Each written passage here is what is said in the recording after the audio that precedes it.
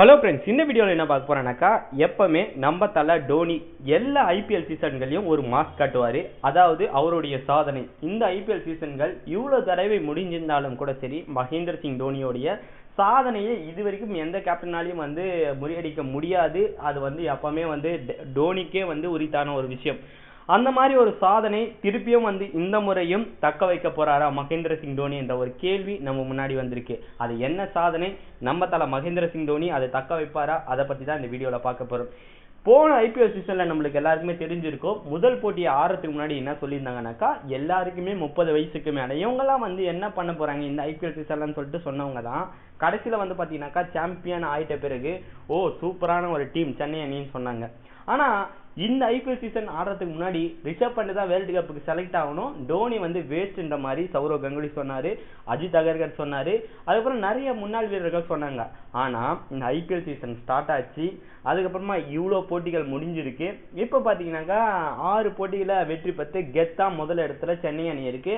அதுக்கு காரணம் யாருன்னா டோனி. டோனியா காரணம் நீங்க கேட்டா கண்டிப்பா ஆமான்னு தான் சொல்ல முடியும். டோனி இல்லாத போன மேட்சை லாஸ் பண்ணாங்க. அதுக்கு முன்னாடி எல்லா மேட்ச்லயுமே சென்னையில விளையாடும் போது கடைசியில டோனி தான் பினிஷ் பண்ணிட்டு போவாரு. அந்த மாதிரியான ஒரு நல்ல ஒரு மனிதர், சூப்பரான ஒரு ஸ்கில் படைத்த ஒரு மனிதன், இந்த ஓவர் இந்த வீரருக்கு போடணுன்றதுல கரெக்டா நுண்ணியமா இருக்கக்கூடிய ஒரு மிக சிறப்பான ஒரு வீரர். அந்த வீரர் பாத்தீங்கன்னாக்கா இது வரைக்கும் சென்னை அணிக்காக கேப்டன்ஷிப் பண்ணி ஒரே ஒரு முறை கூட பிளே ஆஃப்ஸுக்கு போகாது இருந்ததே கிடையாது. முதல் 3 சீசன்களை செமிஃபைனல்களும், அதுக்கு அடுத்தடுத்த சீசன்களில் பார்த்தீங்கன்னாக்கா கண்டிப்பாக பிளே ஆஃப்ஸுக்கு சென்னை அணி போயிருக்கும். ட்ராஃபியும் பார்த்தீங்கன்னாக்கா 3 முறை வாங்கி சாதனை படைத்த ஒரு வீரர். இந்த ஐபிஎல் சீசனில் பார்த்தீங்கன்னாக்கா 2 வருஷத்து பேண்டுக்கு பிறகு போன வருஷமும் பிளே ஆஃப்ஸுக்குள்ளே போய் கோப்பையும் அடிச்சிட்டாங்க. இந்த நிலையில பார்த்தீங்கன்னாக்கா இந்த முறை கடும் சவாலை அளிக்கிற மாதிரி இளம் வீரர்களை கொண்ட பல அணிகள் இப்போ ஐபிஎல் சீசனில் உள்ள இறங்கியிருக்காங்க. ஆனாலும் கூட இப்போ நம்ம தலை மகேந்திர சிங் தோனி இன்னைக்கு வின் பண்ணிட்டால லீக் டேபிள்ல கண்டிப்பா நம்ம பிளே ஆஃப்ஸுக்கு குவாலிஃபை ஆயிடுவோன்றதை நம்மளால கன்ஃபார்மா சொல்ல முடியும்.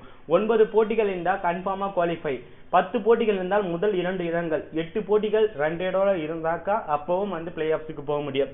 அந்த ஒரு சாதனையை இன்னைக்கு நம்ம தலை மகேந்திர சிங் தோனி ராயல் சேலஞ்ச் பெங்களூருக்கு எதிராக பண்ணுவாரா அப்படின்ற ஒரு கேள்வி வந்திருக்கு.